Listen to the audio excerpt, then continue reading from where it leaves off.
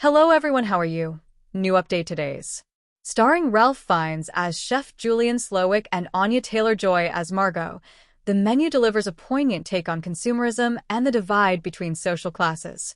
Outside the symbolism and social commentary, the menu is also largely a movie about food, specifically the disturbing ways in which elites have turned fine dining into a grotesque display of wealth.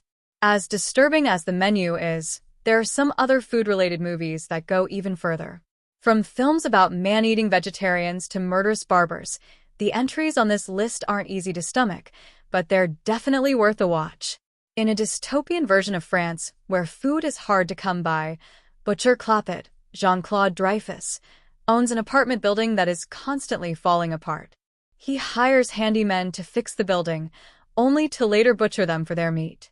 But when his newest employee, Louison Dominique Pignon, arrives, Clapet's daughter Julie, Marie-Laure Dougnac, falls in love and teams up with the rebel vegetarian troglodytes to save him. Love at first bite. Though darkly humorous, Delicatessen is also profoundly disturbing. Clapet's murderous system isn't opposed until the moment Louison arrives. This goes to show that the residents, including Julie, knew the system was wrong but still participated. Sure, they needed food, but as seen by the existence of the troglodytes, it appears there was always another way.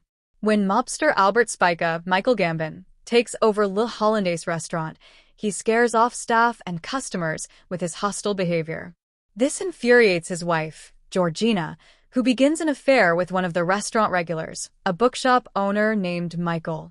When Spica learns of the affair, he has Michael violently killed, but Georgina refuses to let the act go unpunished and serves Spica an unforgettable meal.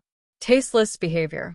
Spica is far from a good guy, and the movie doesn't hold back on showing it, which is why the film is known for its graphic violence.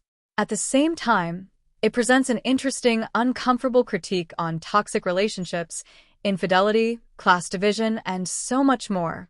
In short, most of the characters act in a tasteless manner, but it makes for a fulfilling watch. When she meets Steve, Sebastian Stan, at a supermarket, Noah, Daisy Edgar Jones, hopes her dating woes are a thing of the past. But after going with him on a weekend vacation, she finds herself drugged and held captive along with two other women. Steve reveals himself to be a cannibal butcher who also sells human meat to other cannibals. Fortunately, Noah's friend Molly, Jonica T. Gibbs, comes looking for her, but she won't have long as Steve begins to butcher Noah alive. A critique of dating culture. Like the menu, Fresh uses food to symbolically comment on a greater societal issue. Namely, it's focused on the often predatory nature of dating culture. Of course, most dates don't end with a person turned into food, but Fresh does a good job of showing how dating can make the dater feel like a piece of meat.